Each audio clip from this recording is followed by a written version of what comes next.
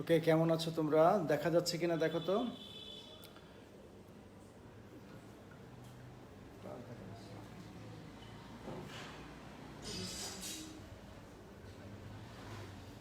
ওকে, প্রিয় শিক্ষার্থী, আসসালামু আলাইকুম ওয়া রাহমাতুল্লাহি ওয়া বারাকাতুহু। আশা করি ভালো আছো। আজকে আমাদের আরেকটা জটিল বিষয় নিয়ে, আমি তোমাদের আগেই বলে দিয়েছিলাম কৃষির উপরে ক্লাস নিব। তো আশা করি তোমরা সবাই প্রস্তুত হয়ে আছো। এটা আজকে যে অংশটা আমরা নিব, নত্যবিধি এবং সত্যবিধি আগে বলেছিলাম। তো তার আগে সাউন্ডটা ক্লিয়ার কিনা, দেখা যাচ্ছে কিনা, এগুলো আমাকে জানাও। আর কে কে এসেছো একটু দেখি, কারা এসেছো।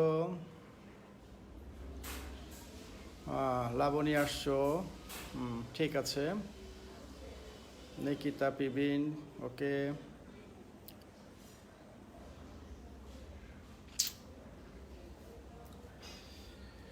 আর কোথায় এত কম কেন আজকে?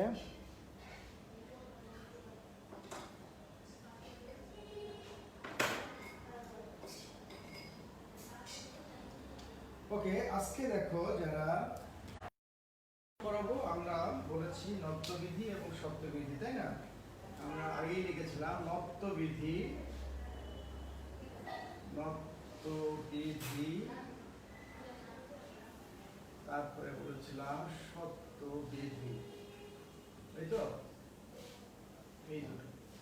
এই দুটো কোন প্রশ্ন? সাধারণত এই দুটো 2 নাম্বার থাকে। হ্যাঁ, 2 নাম্বারে যে আমাদের বানান, অর্থাৎ এটা ক নাম্বারে হতে পারে লেখা প্রশ্ন, আর খ নাম্বারে থাকে বানান, তাই তো? কে লিখবে, কোনটা লিখবে? ক, খ। যাদের মনে করবে যে বানানে যে 7টা বানান থাকে, এই বানানে যারা পূর্ণ নাম্বার পাচ্ছ না, যাদের বানানগুলো 5টা বানানই পারবা না, যে 4টে বানান পারছো আর একটা পারছো না, সেক্ষেত্রে তোমার নাম্বারটা কনফার্ম হয়ে গেল যে 4 হচ্ছে। তো সেই ক্ষেত্রে আমি বলবো যে এই বানানের নিয়ম লিখবে। আর এই বানানের নিয়মের মধ্যে নত্যবিধি এবং সত্যবিধি তোমাদের জন্য এবার বেশ ইম্পর্টেন্ট। হ্যাঁ, নত্যবিধি, সত্যবিধি। আদাব, ওয়ালাইকুম আসসালাম। ঠিক আছে, সবাই আছো? সুরভি আছো? আচ্ছা, তো ঠিক আছে। আমরা এই প্রশ্ন, এটা 5 নাম্বারের জন্য বানানের অপোজিট হিসাবে, তোমাদের বানান সংশোধনের অপোজিট হিসাবে এরকম একটা লেখা প্রশ্ন আসতে পারে। এই লেখা প্রশ্নের মধ্যে অন্যতম ইম্পর্টেন্ট হচ্ছে নত্যবিধি এবং সত্যবিধি। তো ঠিক আছে, আমরা নত্যবিধি এবং সত্যবিধিটা দেখি। সাউন্ডটা ক্লিয়ার কিনা একটু দেখবা। সাউন্ড, আশা করি তোমরা বুঝতে পেরেছো। প্রথমেই নত্যবিধি ন লেখা যায় কিভাবে দেখো। নত্যবিধি ন, এদিকে দেখবা। নত্যবিধি, বিধি মানে বিধান, বিধি মানে নিয়ম, বিধি মানে বিধান বা বিধি মানে নিয়ম। তো নত্য নিয়ম, নত্যের নিয়মগুলো অনেক আছে, প্রায় 15-16টা। আমাদের এত দরকার নেই, আমরা 5টা-6টা শিখবো সহজ থেকে, যে সহজগুলো আমরা পারবো, তাই তো? তো প্রথমেই আমরা নত্যবিধিটা শিখি আর সত্যবিধিটা পরে শিখবো। হ্যাঁ, তাহলে আমরা নত্যবিধি শিখবো। নত্যবিধিতে কি? নত্যবিধিতে দেখো মূর্ধন্য দিয়ে বানানটা এরকম একটা দাগ দিবা। তোমাদের লেখায় অনেক সময় সমস্যা হয়। আমরা দুটো দাগ দিলাম। হ্যাঁ, এই দেখো দুটো দাগ দিলাম, দুটো দাগ দিলাম। আমরা মূর্ধন্য কিভাবে লিখবো এবং দন্তন্য কিভাবে লিখবো, এটা আমাদের অনেক সমস্যা হয়। মূর্ধন্য দন্তন্য লেখার সময় আমরা খেয়াল করব, এটা পূর্ণমাত্রা, হ্যাঁ, এটা পূর্ণমাত্রা, এটা অর্ধমাত্রা। ক্লিয়ার? এখন মূর্ধন্য লিখতে হলে দেখো এই অংশটা এখান থেকে ঠিক মাঝখান থেকে চলে যাবে, এই অংশটা মাঝখান থেকে চলে যাবে উপরের দিকে, এটা হচ্ছে মূর্ধন্য। আর দন্তন্য লিখতে হলে নিচ থেকে যাবে। হ্যাঁ, দন্তন্য হলে কি বললাম, নিচ থেকে যাবে। ক্লিয়ার? তাহলে এখন মাঝখান থেকে যেটা আসলো সেটা হচ্ছে, এটার নাম মূর্ধা।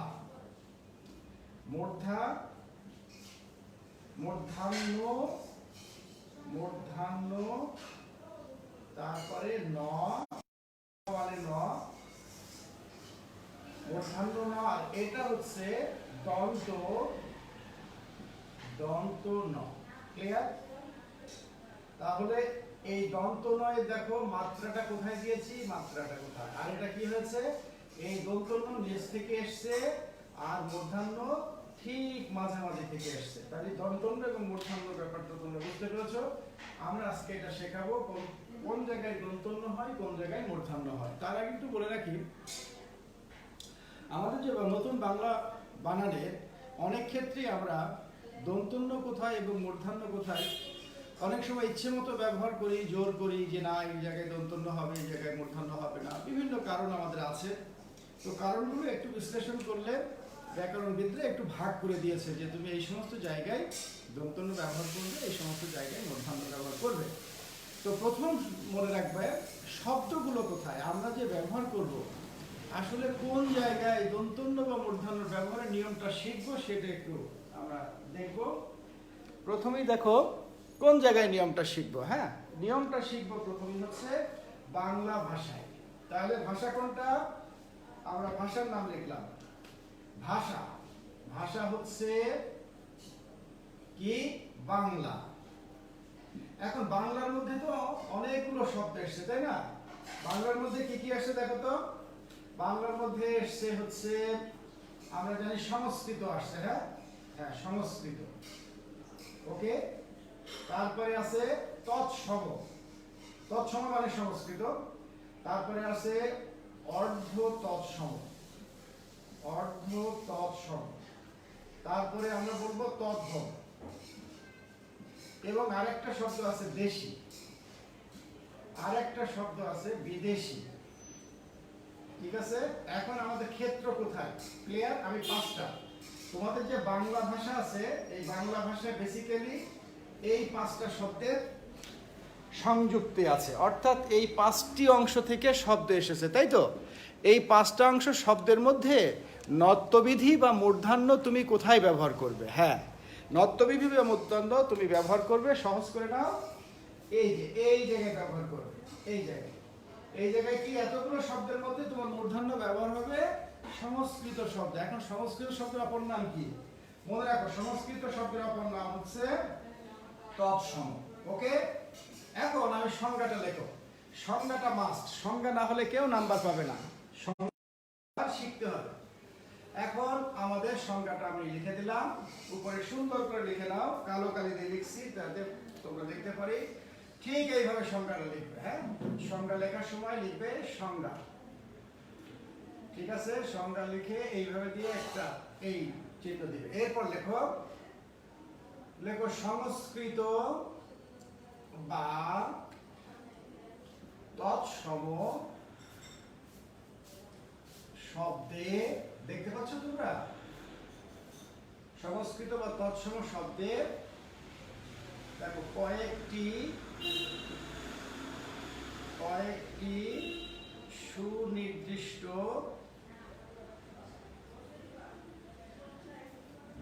স্থানে দন্তন্য এর পরিবর্তে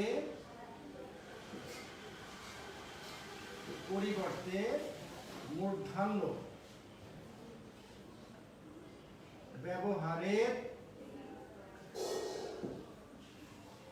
ব্যবহারের নিয়মই নত্যবিধি। ক্লিয়ার? একদম এখন থেকে মুখস্থ করে নাও, আমি সংজ্ঞাটা স্পষ্ট করে লিখে দিয়েছি। সংস্কৃত ক্ষেত্র দেখো, আমি ক্ষেত্রটা নিচে লিখে দিয়েছি। কোথায় বলেছি আমাদের বাংলা ভাষা বেসিক্যালি তদ্ভব বা সংস্কৃত বা তৎসম, অর্ধ তৎসম, তদ্ভব, দেশি বিদেশি, এই 5টি অংশ নিয়ে বাংলা ভাষাটা তৈরি, তাই তো? এখন বাংলা ভাষার মধ্যে দুটো নয়ের ব্যাপার আছে। দুটো নয়ের ব্যাপার হচ্ছে একটা দন্তন্য, একটা মূর্ধন্য। এই জায়গায় আমরা কনফিউজড হয়ে যাই। তো দন্তন্য দেখো, দন্তন্য হলে অর্থাৎ এখানে আমি দন্তন্য যখনই বলবো তখন হচ্ছে দাঁত, আমার দাঁত ছাড়া দন্তন্য সম্ভব না। আর মূর্ধন্য যখন বলবো তখন হচ্ছে নাক বা নাসিক্য, নাকের উপরে অংশ, তাই না? এখানে বললাম নাসিক্য বা নাক, এই দুটো প্রয়োজন হবে। এই জন্য সত্যিকার যারা বাঙালি, সত্যিকারে যারা ভাষাবিদ, সত্যিকার যারা ভাষা জানে, তারা কিন্তু এই উচ্চারণটা করে। কিন্তু আমরা বাঙালিরা, আমরা বর্তমানে যে বাঙালিরা দন্তন্য এবং মূর্ধন্যর উচ্চারণটা আমরা আসলেই করতে পারি না, ঠিক আছে? অর্থাৎ নত্যবিধি, এটা নত্যবিধি নয়। নট দেখো না, অর্থাৎ নাকে আসছে, যে বর্ণটা উচ্চারণ করার সময় নাসিক্যর সাহায্য নিতে হবে, নাকের সাহায্য নিতে হবে, সেই জায়গায় কিন্তু মূর্ধন্য ব্যবহার হবে, নাসিক্য বর্ণ। আর যেটা দন্ত, আমি বললাম যে দন্তবর্গ, দন্তবর্গ কি? ত থ ত, ত থ দ ধ, তাহলে এই জায়গায় দন্তন্য ব্যবহার হবে, মাথায় রাখতে হবে। ক্লিয়ার? তো এখন আমরা সংজ্ঞাটা লিখে নাও সবাই। এই সংজ্ঞাটা অবশ্যই লিখবে। সংজ্ঞাটা কি? সংস্কৃত বা তৎসম শব্দে কয়েকটি সুনির্দিষ্ট স্থানে দন্তন্য এর পরিবর্তে মূর্ধন্য ব্যবহারের নিয়মই সত্যবিধি। ক্লিয়ার? খুব ছোট্ট করে লিখে দিয়েছি, বেশি আমরা এখন নিয়ম দেখো। 1 নম্বর নিয়ম, নিয়মগুলো আমরা যেখানে যেখানে সহজ হবে সেই সহজ নিয়মগুলো লিখে নিব। 1 নম্বরের নিয়ম দেখো, তাহলে এই জায়গায় এখন লিখে একটু আলাদা কালিতে লিখছি নিয়ম। কেউ নিয়ম লিখতে পারো, কেউ নিয়ম লিখতে পারো, কেউ লিখতে পারো বিধিগুলি, ঠিক আছে? কে কোনটা লিখতে চাও? বিধি অথবা বিধিগুলি লিখতে পারো, যেহেতু ওখানে নত্যবিধি কাকে বলে, হ্যাঁ, নিয়ম বা বিধিগুলি। কেউ সূত্র লিখতে পারো, যে যেমনি করে লেখো, সমস্যা না। আন্ডারলাইন করে দাও। আন্ডারলাইন করার পরে এই 1 নাম্বার দিয়ে করবে, হ্যাঁ, 1 নম্বরে এইভাবে দিবে। প্রথমে কি দিবে? প্রথমে দিবে, দেখো অনেকগুলো বর্ণ আছে, র, ঠিক আছে? র পূর্ণবর্গ, র দিয়ে শুরু হলে তারপরে দেখো রেফ, অর্থাৎ বানান করে লিখবে, র একের উপরে এইভাবে লিখবে, র রেফ, তাহলে র গেল, রেফ গেল। তারপর দেখো রি, এই বর্ণ, এই র রেফ রি, এই 3টি দিয়ে শুরু হলে, 3টি, এই 3টি বর্ণ দিয়ে শুরু হলে কি বলবে? কি ব্যবহার করবে? মূর্ধন্য ব্যবহৃত হবে। ওকে, 1 নম্বর সূত্র, এটা সবাই লিখে নাও। 1 নম্বর দিয়ে এখন 3টির একটা করে উদাহরণ দাও। র দিয়ে কি? র দিয়ে হচ্ছে আমরা বলতে পারি, র দিয়ে রণক্ষেত্র, রণক্ষেত্র। তারপর দেখো রেফ দিয়ে আমরা বলতে পারি কর্ণ, এখানে দেখো কর্ণ। রি দিয়ে আমরা বলতে পারি, রি দিয়ে ঋণ, ঠিক আছে? এইভাবেই করো উপরের মতো। র দিয়ে তারপরে রেফ, রেফ দিয়ে করো কর্ণ, তারপরে রি দিয়ে করো ঋণ। ওকে, আমরা এই 3টি পেয়ে গেলাম, 3টে বর্ণের উদাহরণ পেয়ে গেলাম। একটু জায়গা বেশি লাগুক, একটু জায়গা বেশি লাগলেও তোমরা এইভাবেই লিখবে, হ্যাঁ? তাহলে দেখবে তোমার স্পষ্ট হবে, আমাদের নাম্বারটা পেতে সুবিধা হবে, হ্যাঁ? তো ঠিক আছে, এরপরে দেখো, এর পরের অংশ হচ্ছে 1 নম্বর গেল, 2 নম্বরে চলে আসো। 2 নম্বরে দেখো, আমি এখানে 2 নম্বরটা লিখি। এছাড়া দেখো কিছু ফলা আছে, কিছু ফলা কি? 1 নম্বর হচ্ছে রিকা, এখানে দিয়ে রিকা, রিকারের চিহ্নটা কেমন হয়ে যাবে, এই দেখো রিকার। তারপরে র ফলা, ঠিক আছে, র ফলা, রিকার র ফলা, অর্থাৎ নিচে দিতে হয় র ফলা। এরপর দেখো ক্ষিয়, ক্ষিয় দিয়ে শুরু হল, দিয়ে এবং ক্ষিয় দিয়ে শুরু হলেও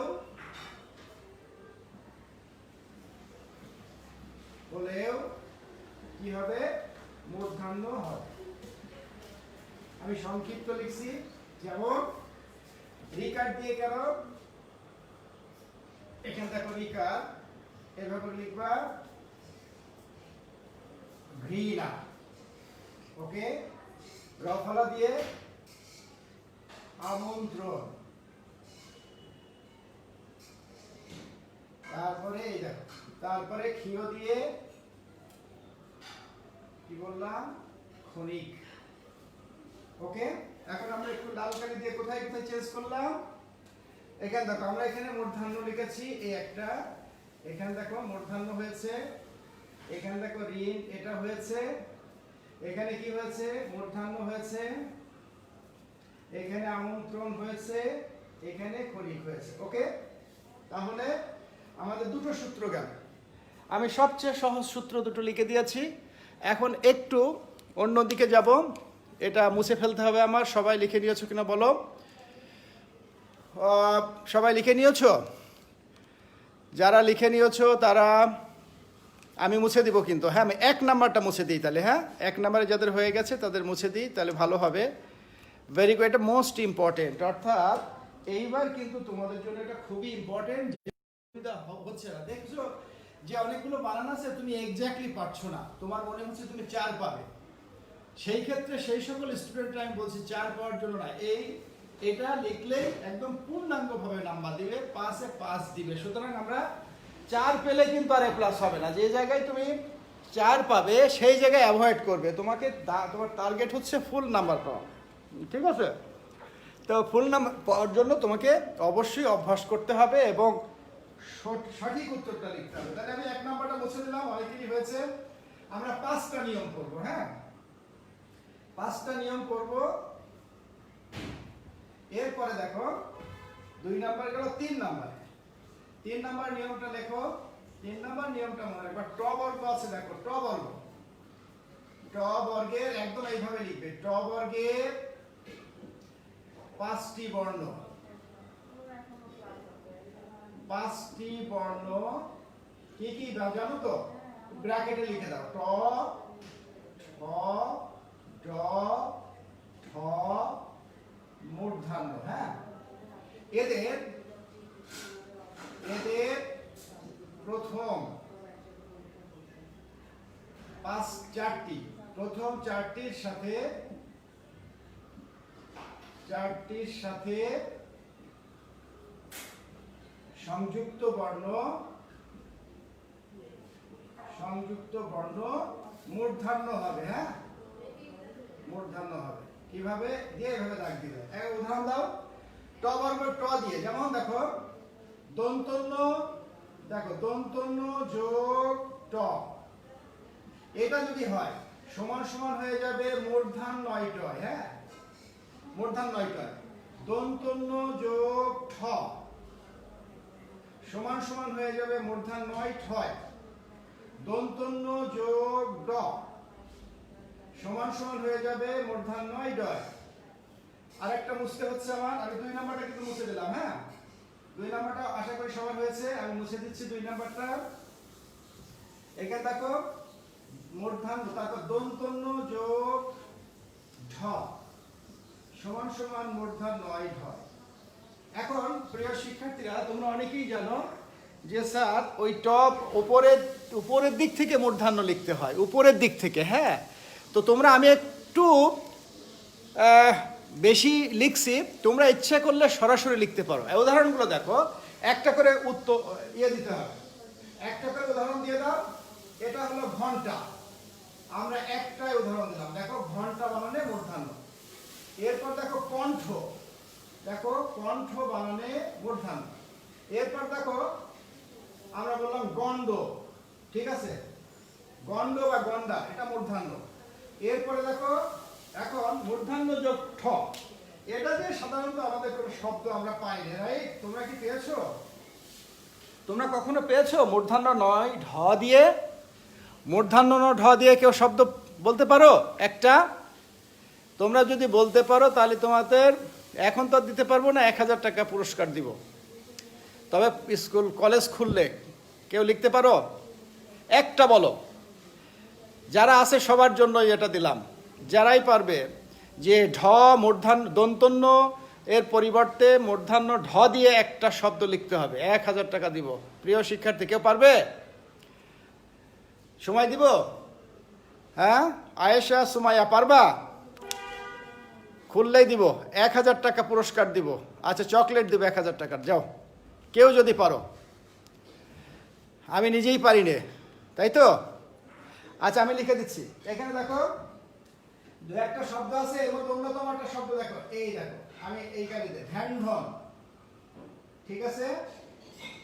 কি হলো? ধ্যান ধন, এই শব্দটা একমাত্র আছে। লুই পা সরপা ঢ্যান্ডনাপা, ওই যে চর্যাপদের কবিদের নাম, সেখানে মূর্ধন্য ঢ দিয়ে লিখতে হয়। হ্যাঁ, এই ধ্যান। তাহলে আমরা 3 নম্বরটা পেলাম। 3 নম্বর কোথায় কোথায় কাজ করতে হবে বলছে? ট বর্গের 5টি বর্ণ, সবাই জানি ট ঠ ড 5টা বর্ণ।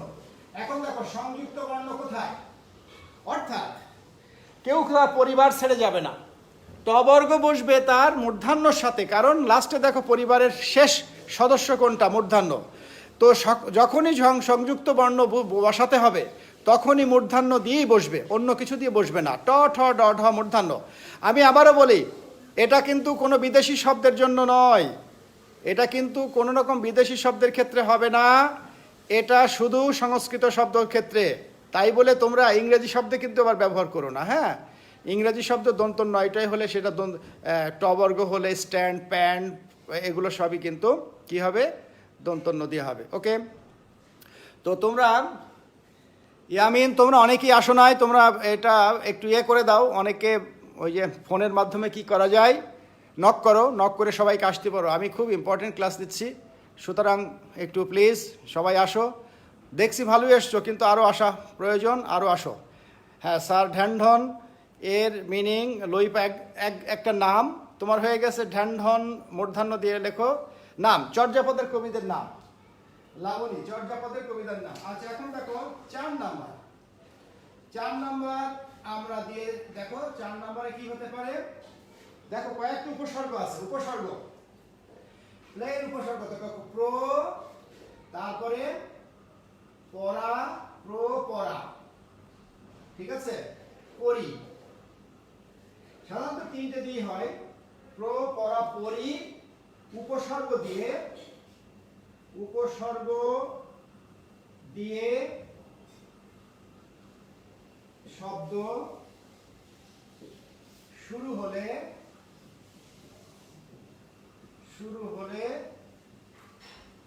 সেক্ষেত্রে কি হয়ে যায়? দন্তন্য থাকলে মূর্ধন্য হয়ে যায়। হ্যাঁ, মূর্ধন্য হয়।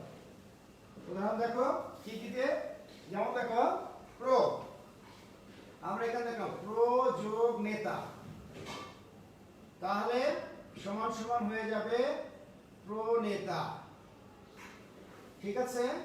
তারপর দেখো পরা, পরা যোগ নত সমান সমান পরানত। তারপর দেখো কি পরি, পরি যোগ নয় সমান সমান পরিণত। দেখো আমি 3টে উদাহরণ দিয়েছি, আরো অনেক উদাহরণ থাকতে পারে। তাহলে এই জায়গায় কি হচ্ছে, তোমরা তো নিজেরাই জানো যে উপসর্গগুলো সাধারণত কোনো অর্থ হয় না, উপসর্গগুলো অর্থ হয় না, এবং উপসর্গগুলো একটা পূর্ণাঙ্গ শব্দের আগে বসে, প্রিফিক্স বলা হয়। এই প্রিফিক্সগুলো কে লিখেছ এখানে? স্যার ঢ্যানঢন, হ্যাঁ বলে দিয়েছি বাবা।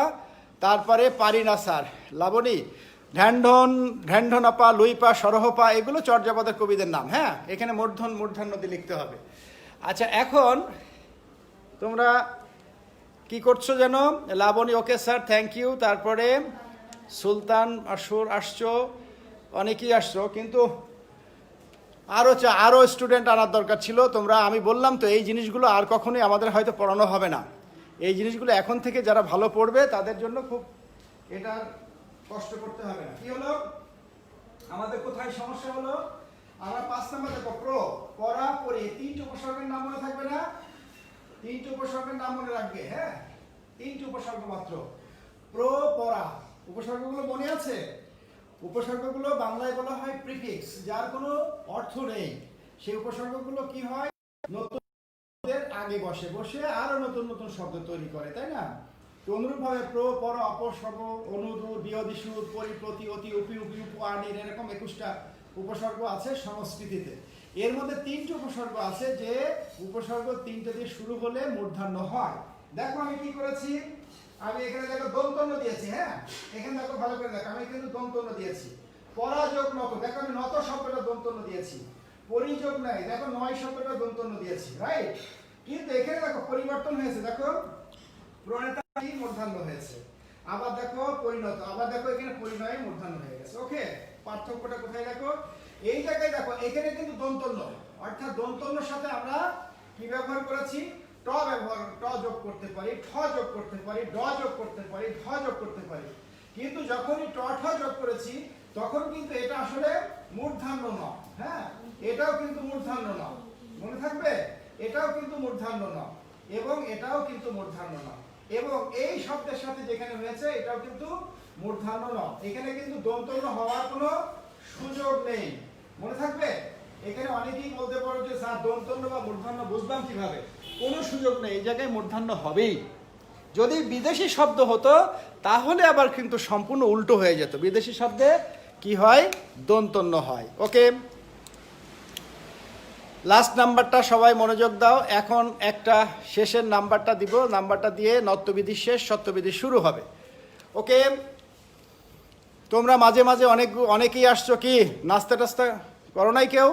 কেউ লিভ করবে না প্লিজ, কেউ লিভ করবে যতক্ষণ না পর্যন্ত হয়ে যাবে, লিভ করবে না। ওকে, এটা খুব জটিল বিষয়। আমরা অনেক ক্ষেত্রে বই পড়ে মুখস্থ করতে চাই, 20-25টা থাকে, মুখস্থ হয় না, এই জন্য দুঃসাই বলে ফেলে দিই। কিন্তু খুব সহজ জিনিস, মাত্র 5টা নিয়ম মনে রাখবে। হ্যাঁ, এই 5টা নিয়ম অল্প অল্প করে দেখো, খুব সহজে শেখাচ্ছি। অল্পের মধ্যে যেগুলো বেস্ট ইম্পর্টেন্ট সেগুলোই আমি শেখাচ্ছি। সুতরাং তোমরা একটু ধৈর্য ধরে শেখো। ওকে, তাহলে আমাদের 4 নাম্বার গেল। যেহেতু নাম্বার 5, এই জন্য আমরা 5টা পড়বো। হ্যাঁ, যেহেতু নাম্বারটা 5 নম্বরে, আমরা 5টা পড়লে এক্সামিনার খুশি হবেন। আমরা 5 নাম্বারটা দিয়ে দিচ্ছি। 5 নাম্বারটা সবাই জানো, এটা আসলে কিছু বিধি আছে, কিন্তু নত্যবিধির কিছু শব্দগুলো আছে যে নিত্য মূর্ধন্য বলা হয়। হ্যাঁ, তো কয়েকটি শব্দ আছে, এইটা লিখলে ভালো মার্কস হবে। কয়েকটি শব্দের স্বভাবতই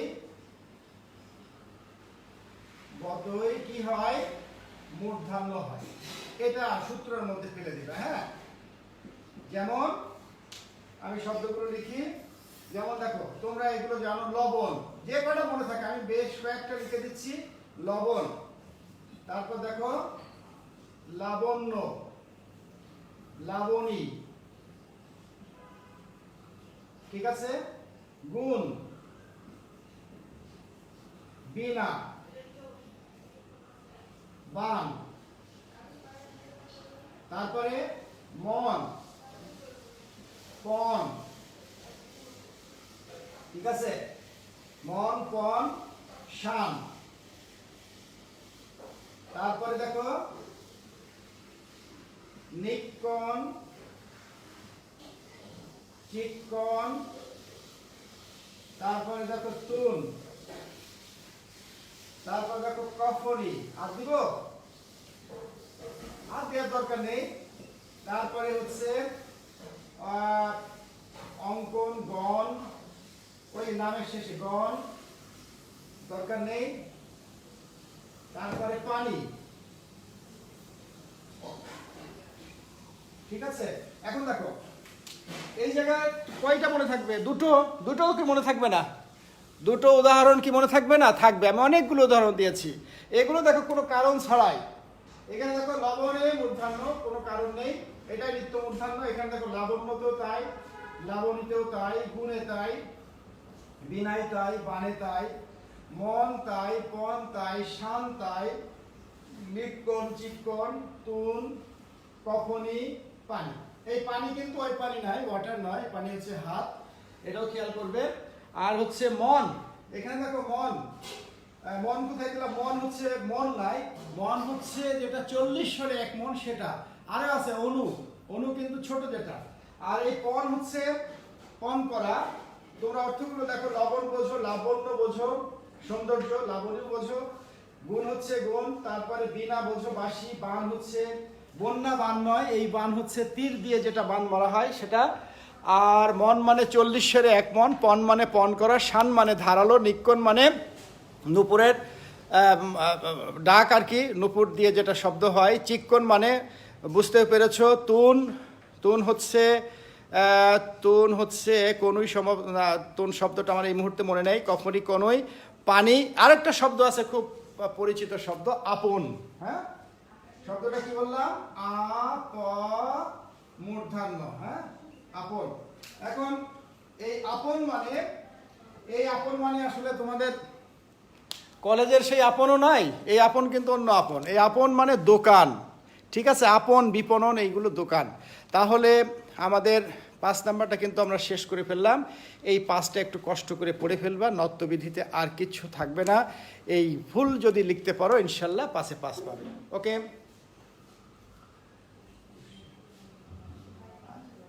কোশ্চেনটা এখানে লিখে দিচ্ছি, কোশ্চেনটা উপরে লিখে দিয়েছিলাম, আবার লিখে দিই। এখানে লেখো কোশ্চেনটা, নত্য, এখানে লেখো কোশ্চেন থাকবে, নত্য বিধি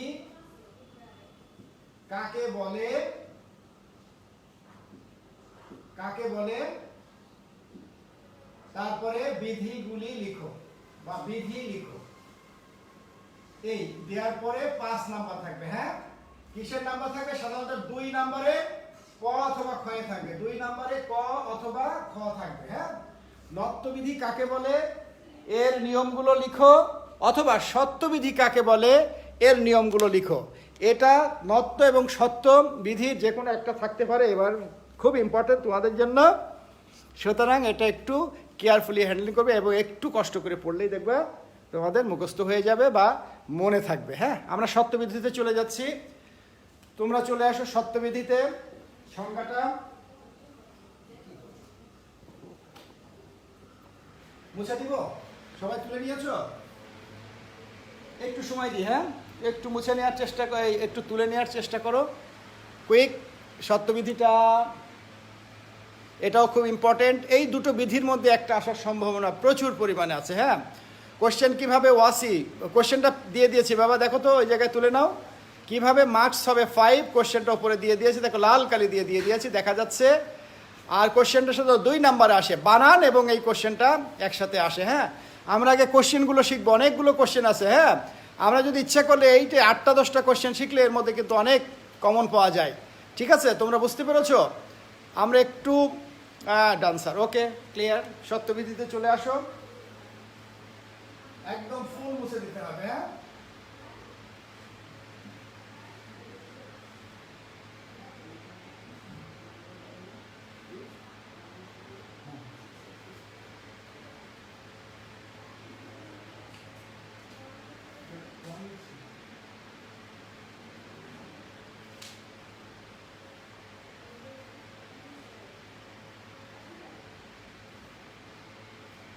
ওকে, এখানে লেখো কোশ্চেনটা, প্রশ্ন একটু কালি দিয়ে লিখলাম, প্রশ্ন। আবার সত্যবিধি লেখো সবাই, সত্যবিধি কি কি দিলেও হবে। তারপরে নিয়মগুলি লিখো, নিয়মগুলি লিখো। নিয়মগুলো বলতে অনেকগুলো নিয়ম আমরা লিখবো না, আমরা 5টা নিয়ম লিখবো। হ্যাঁ, আমরা 5টা নিয়ম লিখবো, 5টা, যেহেতু 5 মার্কস, আমরা 5টা নিয়ম লিখলেই হয়ে যাবে। এখন দেখো প্রথমেই সংজ্ঞায় চলে আসো, সংজ্ঞাটা মাস্ট, সংজ্ঞা না দিলে কিন্তু হবে না। তাহলে নত্যবিধির সংজ্ঞা আমরা এখানে উত্তর করে দিলাম। উপরে কিভাবে লিখবে? এইভাবে লিখবে, 2-এর ক অথবা খ, এই এরপরে এই জায়গা থেকে শুরু করবে। তো শুরু করো সংজ্ঞাটা। সংজ্ঞাটা হচ্ছে, দেখো সংজ্ঞা, আবার সংজ্ঞাটা আমি লিখে দিই। এখানে একটু ব্যাপার আছে, সংজ্ঞাটা একটু নত্যবিধির মতোই, কিন্তু একটু চেঞ্জ করে লিখতে হয়।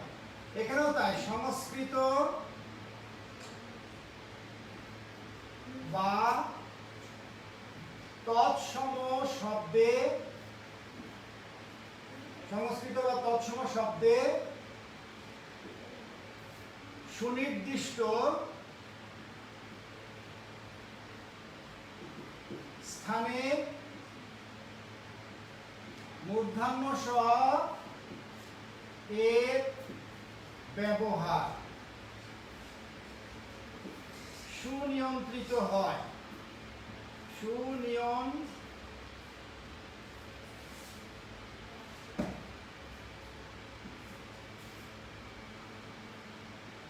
হয়, একেই শব্দবিধি বলে। ওকে, একটুখানি দেখো, তোমরা কনফিউজ হয়ে যেতে পারো। আগের ক্ষেত্রে আমরা কি বলেছিলাম, এই জায়গাটা কিন্তু বোঝার জিনিস। আগে বলেছিলাম দন্তন্য পরিবর্তে মূর্ধন্য হলে নত্যবিধি, কিন্তু এখন আমি বলছি না কেন যে দন্তস্ব এর পরিবর্তে মূর্ধন্য স হলে সত্যবিধি, কেন বলছি না? আগেরটা রাইট, আমরা বলতে সংস্কৃত শব্দে দন্তন্যর পরিবর্তে মূর্ধন্য হলো নত্যবিধি, রাইট অ্যান্সার। কিন্তু সংস্কৃত শব্দে দন্তস্বর পরিবর্তে মূর্ধন্য স, রং অ্যান্সার, বলা যাবে না। ক্লিয়ার? কারণ এখানে স কিন্তু একটা নয়, স তালবস্য আছে, দন্তস্ব আছে, মূর্ধন্য স আছে। সুতরাং কি বলবো আমি এই জায়গায় একটু, আমি যেভাবে লিখে দিই, সংস্কৃত বা তৎসম শব্দে সুনির্দিষ্ট স্থানে মূর্ধন্য স এর ব্যবহার সুনিয়ন্ত্রিত হয়। দেখো আমি কোন জায়গায় কি লিখেছি মূর্ধন্য স অর্থাৎ দন্তস্বর জায়গায় মূর্ধন্য স হয় লিখেছি? লিখি নাই কিন্তু। নিয়ম উদাহরণ কয়টা করে? একটা দুটো করে দিলেই হবে। সাজিদ দোহা তুমি একটা দুটো করে উদাহরণ দিলেই হবে, একটা করে দিলেও হবে, কোনো সমস্যা নাই, কিন্তু উদাহরণ লাগবেই। বুঝে নাও, এটা একটু ভালো করে বুঝে নাও। সংজ্ঞাটা আগের সংজ্ঞাটা থেকে এই সংজ্ঞাটা কিন্তু একটু ব্যতিক্রম। কি জন্য ব্যতিক্রম? আগে আমরা বলেছিলাম দন্তন্যর পরিবর্তে মূর্ধন্য, এখন সেটা বলছি না, এখন আমি বলছি দন্তস্ব এর ব্যবহার সুনিয়ন্ত্রিত হয়। সুতরাং অবশ্যই পার্থক্য আছে। এখন কথা হলো যে সুনিয়ন্ত্রিত কথাটা কি? কি কথা হলো? সুনিয়ন্ত্রিতটা কি? সুনিয়ন্ত্রিত হলো ওই জায়গায় তার স্থানটা করা আছে। আমি এই জায়গায় কখনোই তোমাকে বলি নাই দন্তস্বর পরিবর্তে মূর্ধন্য স অথবা তালবস্যর পরিবর্তে মূর্ধন্য স, রং অ্যান্সার। এটা এই সংখ্যাটা হবে না। এই জন্য আমি তোমাদের বারবার এই কথাটা বলছি, বলবা দন্তস্বর ব্যবহার সুনিয়ন্ত্রিত হয়, অর্থাৎ দন্তস্বরের জন্য একটা স্পেসিফিক জায়গা আছে, সেই জায়গায় মূর্ধন্য স ব্যবহার করতে হবে। ওকে, তাহলে আমরা এক নম্বরে চলে যাই। এখন নিয়ম, কেউ নিয়ম দিতে পারো, আমি আগেই বলেছি নিয়ম দিতে পারো, বিধি দিতে পারো, তোমার ইচ্ছা। তাহলে আমরা এখানে নিয়ম লিখে ফেললাম। এখানে নিয়মগুলো আমরা লিখব। নিয়ম লিখলে এইভাবে করতে হবে। বা এক নম্বরে কি দিব? এক নম্বর ওই যে আমরা রি দিয়ে শুরু করব। হ্যাঁ, এখানে দেখো রি, বড় করে লেখো রি, তারপরে হচ্ছে রি এবং রিকা, এই দুটোই আসলে রি এবং রিকা থাকলে কি হবে? মূর্ধন্য স হবে, মূর্ধন্য স হবে। ঠিক আছে? আমি কিন্তু আবার বলছি রি রিকার থাকলে, যেমন এই জায়গায় উত্তর দাও রি দিয়ে, আমরা রি দিয়ে একটা উদাহরণ দিতে পারি। যেমন দেখো ঋষি, ঠিক আছে? আর কি হতে পারে? ঋষভ। এরপর দেখো রিকার দিয়ে, রিকারের কার কেমন হয়? এরকম হয়, দেখো। তাহলে এখানে হয় কৃষক, তারপরে কৃষাণ। ওকে, এক নম্বর চলে গেল। দুই নম্বর দাও। দুই নম্বরের সূত্রটা কি হতে পারে দেখো, কিন্তু এই জায়গায় একটু ব্যতিক্রম আছে। ব্যতিক্রমটা হচ্ছে কৃষ ধাতু থেকে আসলে কিছু শব্দ একটু যদি লিখে নাও ভালো হয়। তাহলে এখানে লিখবো কৃষ ধাতু থেকে, এখানে লিখে ফেলো তবে, তবে কৃষ, ধাতু থেকে কি কি শব্দ? একটা হচ্ছে কৃষতা, কৃষকায়, কৃষকায়, তারপরে কৃষ্ণাঙ্গ। এই শব্দের কি হবে? এই শব্দের মূর্ধন্য হবে না, দন্তস্ব হবে। তাহলে এক নাম্বার ঠিক আছে। তোমরা অনেকে এটা তুলে নিতে পারো, না করলেও সমস্যা নয়, তুলে নিবে। তাহলে দেখো রিকার দিয়ে শুরু হয়েছে, এখানে দেখো আমরা কি করেছি, এই জায়গায় ঋষি হয়েছে মূর্ধন্য। এখানে দেখো ঋষভ, রিকার দিয়ে এখানে দেখো মূর্ধন্য, এখানে মূর্ধন্য। কিন্তু এখানে দেখো রিকার আছে, এটা দেখো কয়নি তার বর্ষা, কিন্তু কৃষ ধাতু থেকে এসেছে কৃষতা। এই জায়গায় দেখো, এখানে দেখো, এখানে দেখো মূর্ধন্য হয় নাই, এই জায়গায় মূর্ধন্য আমি লিখি নাই, একটাই মূর্ধন্য হয় নাই। কেন কেন মূর্ধন্য হয় নাই? এর অন্যতম কারণ দেখো, এটা হচ্ছে না, এটা হচ্ছে না, এটা হচ্ছে না। কেন হচ্ছে না? কারণ হচ্ছে বলে দিয়েছি যে কৃষ একটা ধাতু, এই ধাতু থেকে যদি আসে তাহলে সেক্ষেত্রে কখনোই এটা প্রযোজ্য হবে না। ওকে স্যার, প্রত্যেকটা নিয়মের উদাহরণ কয়টা? হ্যাঁ দিয়েছি। বুঝতে পেরেছো তোমরা? এটা এক নাম্বার তুলে নিয়েছো, গুড। 2 নাম্বার চলে যাও। 2 নাম্বার দেখো, ঠিক নত্যবিধির মতোই 2 নাম্বার দেখো, আমরা ওখানে কি দিয়েছিলাম? 2 নাম্বার দেখো ট বর্গের, ট বর্গের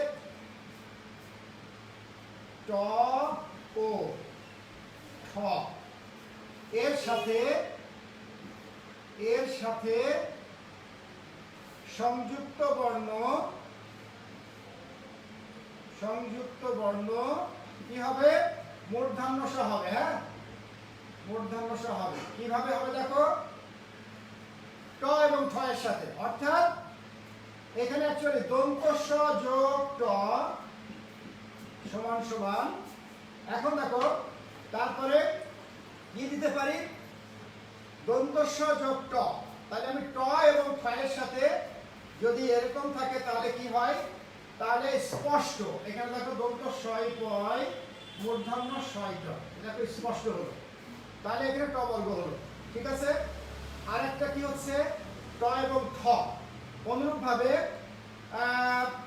দন্ত স যোগ ঠ কি হতে পারে? এখানে দেখো ওষ্ঠ ও মূর্ধন্য সই ঠ। ওকে, এই দুটো উদাহরণ দিলাম। এখানে কোথায় ব্যবহার করলাম? এখানে ব্যবহার হয়েছে দেখো এই জায়গাটায় মূর্ধন্য স, এই জায়গাটায় মূর্ধন্য স। ওকে, 2 নাম্বার চলে গেল। 3 নাম্বার দেখো, 3 নাম্বার একটা মজার জিনিস আছে, এটা খুব মনোযোগ দিয়ে দিতে হবে।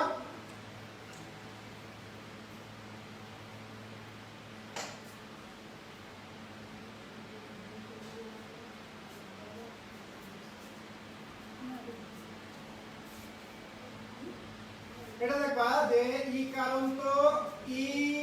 কারন্ত এবং ইকার অথবা উকার এরপরে যদি কি যেন এটা বিসর্গ, হ্যাঁ বানান করে লিখে দিলাম, বিসর্গ থাকে।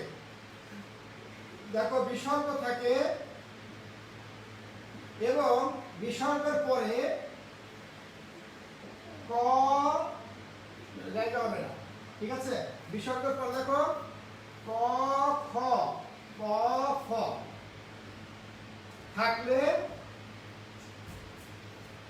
কি হবে? মূর্ধন্য স হবে। এটা আরেকটা সূত্র, এটা খুবই মজার সূত্র। দেখো আমরা অনেকেই ভুল করি এটা, এই জন্য এটা দিলাম।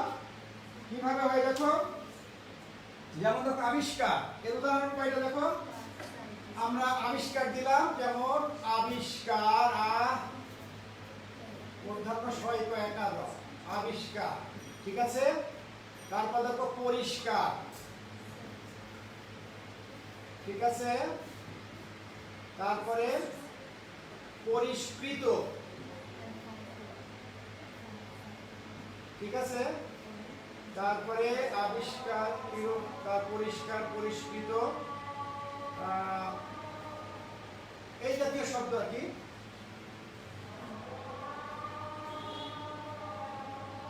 আরেকটা করি, বহিষ্কার। আশা করি এই শব্দগুলো তোমরা নিজেরা পারো। দেখো আমি ভেঙে দিচ্ছি। আবি কোথায় হলো? এটা ভাঙলে কি হয় জানো? আবি বিসর্গ যোগ কা। ওকে, এটা কি হয়? পরি বিসর্গ যোগ কা। এটা কি হয়? পরি বিসর্গ যোগ কৃত। এটা কি হয়? বহি বিসর্গ যোগ কা। এখন দেখো আমাদের সূত্র মতে কি হলো? সূত্র মতে দেখো এখানে ইকার আছে। এই দেখো ইকার, এটা দেখো ইকার, এটাও ইকার, এটাও ইকার, সব জায়গায় ইকার। এরপরে কি আছে? এই দেখো দেখো বিসর্গ আছে। ইকারের পরে দেখো বিসর্গ আছে। এই যে বিসর্গ, বিসর্গের পরে দেখো সব ক খ আছে। ক, তাহলে সেই ক্ষেত্রে কি হবে? বিসর্গের পরে ক খ প ফ থাকলে মূর্ধন্য স হবে। এটা জাস্ট একটা করে উদাহরণ দিয়ে দিবা, এত জটিলতার মধ্যে দরকার নেই। শুধু বাম দিকে তোমরা কি দিবে? এইটা দিয়ে দিবা, এটা দিয়ে এই দুটো উদাহরণ দেখবে। এইগুলো না দিলেও হবে, এগুলো বোঝানোর জন্য দিলাম। হ্যাঁ, এই উদাহরণগুলো এত বিলম্বিত না করলেও হবে। জাস্ট তোমরা উদাহরণ দুটো শব্দ, আবিষ্কার এবং পরিষ্কার। আবিষ্কার এবং পরিষ্কার। দেখো আবিষ্কারের একটা ই কারন্ত উপসর্গ ইকার আছে, ইকারের পর মূর্ধন্য স হয় এবং ক বর্গ আছে, এই জন্য মূর্ধন্য স। কিন্তু মজার ব্যাপার দেখো তিরস্কারে কিন্তু দন্ত স। হ্যাঁ, তিরস্কারে এটা অকারন্ত উপসর্গ হলে দন্ত স হয়। এইটা হচ্ছে নিয়ম। ওকে, কে কোথায় আছো তোমরা রেসপন্স করো। বুঝতে পেরেছো কিনা একটু বলো তো। তারপরে 3 নাম্বার বুঝেছো কিনা দেখো। না বুঝলে আমি আবার বোঝাবো। 3 নাম্বারটা যদি তোমরা না বুঝো তাহলে আবার বোঝাবো। আগে 3 নাম্বারটা দেখো, তারপর 4 নাম্বারে আসবো। একটু দেখে নাও।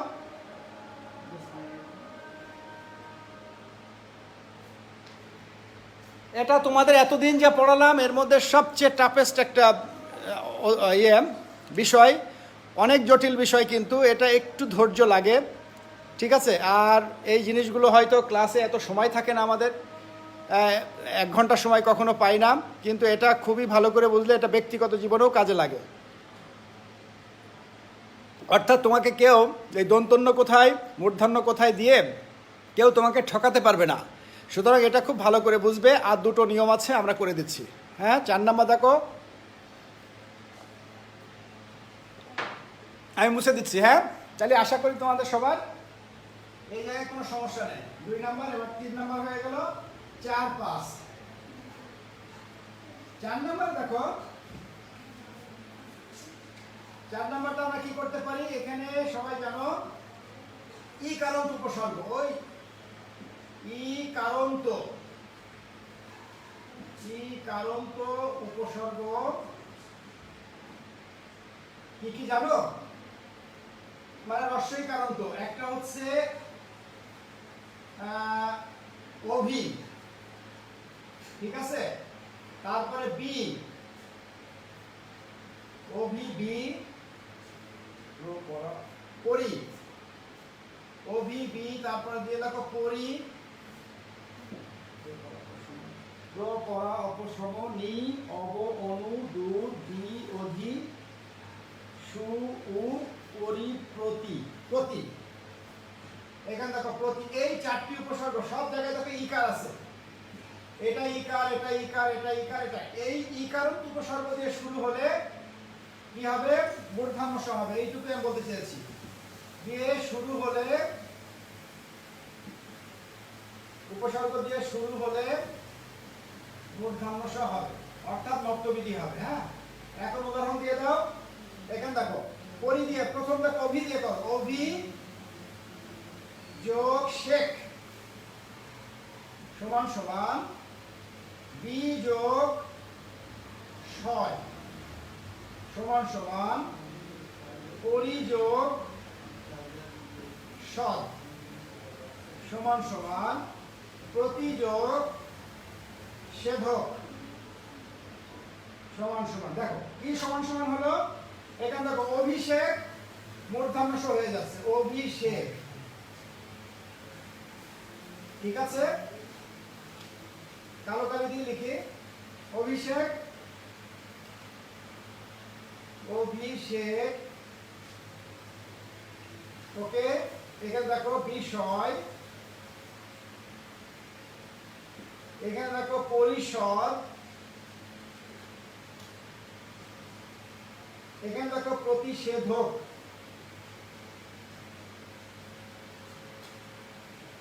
ওকে।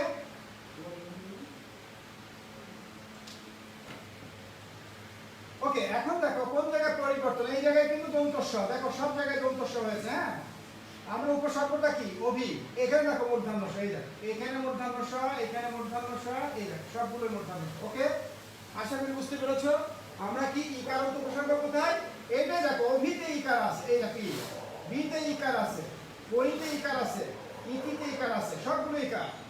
ইকারান্ত উপসর্গ দিও কি কি অভি, এই দেখো ইকার, হ্রস্বইকার, বি হ্রস্বইকার, এখানে দেখো হ্রস্বইকার, এখানে দেখো হ্রস্বইকার। এরপরে যেটা হবে অভিযোগ শেখ দেখো মূর্ধন্য স, বিযোগ শয় দেখো মূর্ধন্য স, এবং পরিযোগ সদ দেখো মূর্ধন্য স, প্রতিযোগ ছেদক দেখো মূর্ধন্য স, ওকে।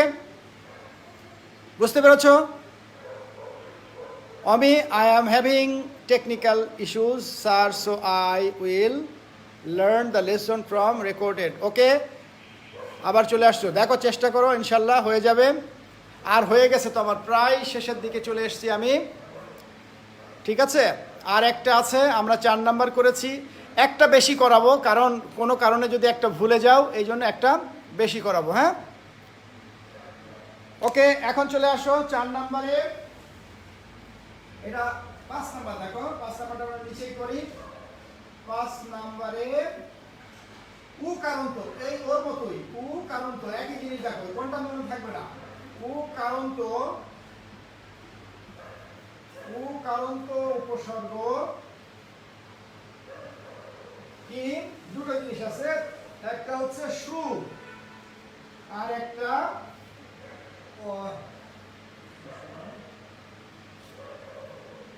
অপসম, নি, অব, অনু, একটা সু একটা অনু, হ্যাঁ। এই দুটো মনে রাখবা, এই দুটো জিনিস, এটা উকারান্ত উপসর্গ বলে। দিয়ে শুরু হলে, দিয়ে শুরু হলে কি হয়, মূর্ধন্য স হয়, হ্যাঁ। যেমন সু দিয়ে দেখো, যেমন সু দিয়ে দেখো, সুযোগ সম সমান সমান, আর উ দিয়ে করো অনুযোগ সৎ, তাহলে কি হলো, সুষম হলো সুষম, মূর্ধন্য স দিয়ে, আর অনুসদ দেখো অনু সৎ, এটাও মূর্ধন্য স দিয়ে, ওকে। তাহলে আমরা পার্থক্য কোথায় করলাম, আমরা এখানে দেখো স করেছি, দন্ত স, কি হয়ে গেল, মূর্ধন্য স হয়ে গেল। এখানে দেখো, এখানে দেখো স, দন্ত স, কি হয়ে গেল, এখানে দেখো মূর্ধন্য স হয়ে গেল, ওকে। কার মতো, এখানে ঠিক এর মতো, এই যে দন্ত স ছিল, মূর্ধন্য স, ঠিক আছে, অনুরূপভাবে নিচেও তাই হয়ে গেল। উপরের অংশকে বলছি ইকারান্ত উপসর্গ, আর নিচের অংশটাকে বললাম উকারান্ত উপসর্গ, ওকে। 5টা হয়ে গেল, 5টাই তোমরা 5 পাবা। তাহলে যদি কোনো কারণে একটা ভুলে যাও, এই জন্য একটা একটু বেশি দিয়ে দিই, হ্যাঁ। এটা ওই শেষেরটা সবারই মনে আছে। তারপর আমি একটু লিখে দিই, কয়েকটা শব্দ লিখবো মাত্র, কয়েকটি শব্দ লিখতে যা সময় লাগে, আশা করি তোমাদের বোঝাতে সক্ষম হয়েছি। এখন 5 নাম্বারে আমরা এটা তাহলে মুছে দিই, ঠিক আছে। 5 নাম্বারটা আমরা লিখতে একটু জায়গা লাগবে, না 6 নাম্বার, 6 নাম্বার দেখো, এখানে ছোট্ট করে লিখে নাও 6 নাম্বার, কিন্তু তোমাদের 6টা লেখার দরকার নেই, পরীক্ষায় 5টাই লিখবে। কি হলো, কয়েকটি, কয়েকটি শব্দে স্বভাবতই মূর্ধন্য হয়, মূর্ধন্য স হয়, ঠিক আছে। যেমন, যেমন কিভাবে হয়, যেমন দেখো আষাঢ়, কোনো নিয়ম নেই, এটাই নিত্য মূর্ধন্য স, আষাঢ়। তারপর দেখো ভাষণ, তারপরে ষোড়শ, তারপরে ষোড়শী, তারপরে ষাট, তারপরে ষড়ঋতু, ঠিক আছে। তারপরে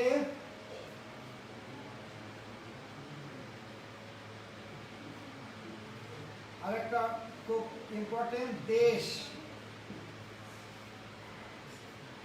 তারপরে কোষ, ভাষা, ভূষণ,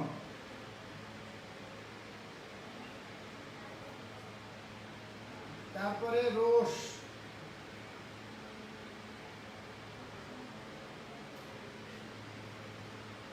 মেষ, শেষ,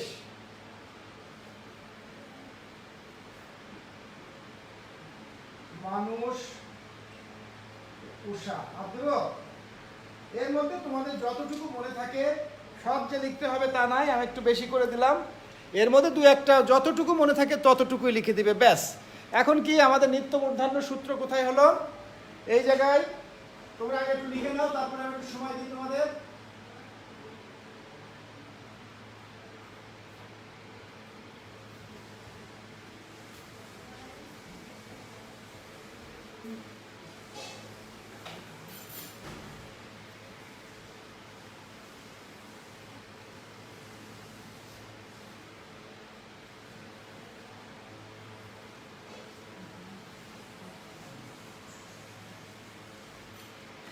ঠিক আছে, আচ্ছা দেখো তুলে নাও। এখন দেখো আমরা একটু এই জায়গায় বলে দিই কয়েকটি সহজ মূর্ধন্য। এখান থেকে আসার কোথায় হলো? এখানে দেখো মূর্ধন্য কি কারণে হয়েছে? কোনো কারণ নেই, এইটাই নয় নিত্য মূর্ধন্য সূত্র। হ্যাঁ, কোনো জায়গায় দেখো, সমস্ত জায়গায় কারণ ছাড়াই মূর্ধন্য হয়েছে। হ্যাঁ, ভালো করে দেখে নাও। দেশ, কোনো শব্দ বুঝতে না পারলে আমাকে জিজ্ঞেস করো, আমি বুঝিয়ে দিব। এখানে দেখো ভূষণ, রোষ, মেষ, শেষ, মানুষ, উষা। ওকে, দেখো এর ভিতরে তোমার সব শব্দগুলো যে মনে থাকবে তা নাই, আমি নিজেরও মনে থাকে না, তবে পড়াতে পড়াতে অভ্যাস হয়ে গেছে, হয়তো কোনো কারণে মনে হয়। তো ইনশাল্লাহ আমাদের বয়সে হলে তোমরাও এইভাবে লিখতে পারবে, তোমরাও এইভাবে পারবে। তো এই হচ্ছে অবস্থা আমাদের। আমরা কিন্তু একটা জটিল বিষয়কে খুব সহজ করার চেষ্টা করেছি। তুলে নেওয়ার জন্য আমি একটু সময় দিচ্ছি, এরপর তোমাদের কিছু কথা বলবো, তারপর আমি ছেড়ে দিব। তোমরা সামনে তোমাদের পরীক্ষা সংক্রান্ত কিছু কথা বলবো, কোথায় আমাদের কোনো কিছু অংশ বাকি রয়ে গেল কিনা সেটা একটু দেখব। তারপরে তুলে নিয়েছো? হ্যাঁ, এটা 6 নম্বরে হবে, আশা করি তুলে নিয়েছো।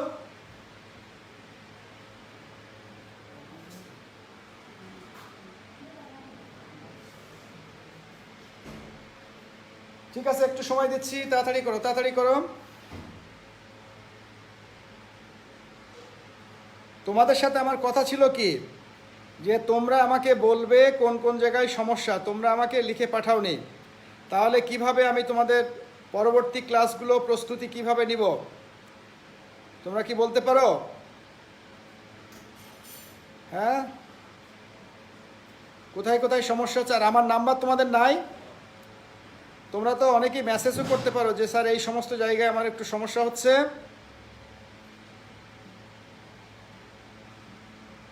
ছিল কি, যে তোমরা আমাকে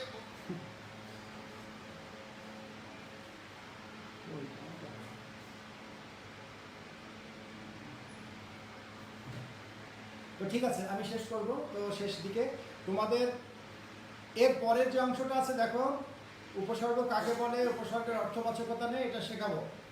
আর ক্রিয়াপত্র শিখাচ্ছি, বাক্য থেকে একটা শেখাবো, লেখা প্রশ্ন আর দুটো তিনটে শেখালেই মোটামুটি শেষ হয়ে যাবে। এই লেখা প্রশ্নের উপর জোর দিবা, নোট করে রাখবে।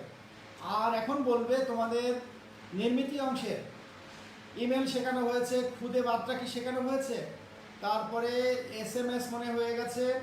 আচ্ছা, তোমরা কি ডায়লগ শিখেছো? ডায়লগের ক্লাস হয়েছে কি দেখো তো। তারপরে হচ্ছে যেটা সংলাপ বলছি, সংলাপ এবং খুদে বার্তা এবং ডায়েরি লিখন, এইটা দেখাবে। খুদে বার্তা, ডায়েরি লিখন, অর্থাৎ দিনলিপি লিখন এবং সংলাপ লিখন, এটা হয়েছে কিনা দেখবে। আর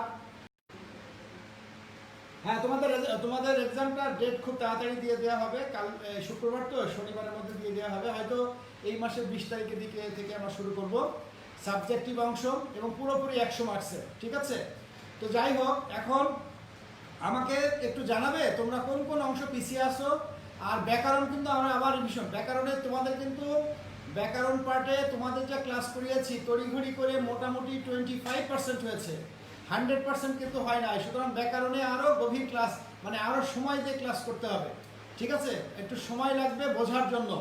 তো আমরা এই লেখা প্রশ্নগুলো শেষ করার পরে তোমাদের টপিক অনুযায়ী আমি এক একটা করে আমি বলছি, আমি নিজে প্রত্যেকটা টপিক যদি পড়ানো হয়ে যায়, আমার পড়ানো বাদে অন্যরা যদি পড়িয়ে থাকেন, আমি আবার রিভিশন করবো, অথবা আমার টপিক যদি হয়ে যায় অন্য কেউ রিভিশন করবে, সমস্যা নেই, আমাদের সময় আছে হাতে, কোনো চিন্তা করার দরকার নেই।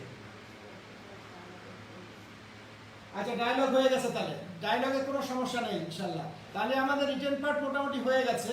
আমরা রিটেন পার্টে আর যাবো না, আমরা গ্রামারে আসবো। আমি সামনের ক্লাসে তোমাদের বলেই দিচ্ছি যে সামনে ওই যে উপসর্গ, এই লেখা প্রশ্ন আরও 4-5টা করতে হবে, 4-5টার মধ্যে আমরা শেষ করে দিব। তো ঠিক আছে? তো আরেকজন লিখেছ, ফাহিম সাহেব লিখেছ, এক্সাম কিভাবে হবে? এক্সাম হবে, তোমাদের বাসায় এক্সাম দিবে তোমাদের এক্সাম কন্ট্রোলার আমরা, বাট তোমার ডিউটি দিবেন তোমার আম্মু অথবা আব্বু। ঠিক আছে?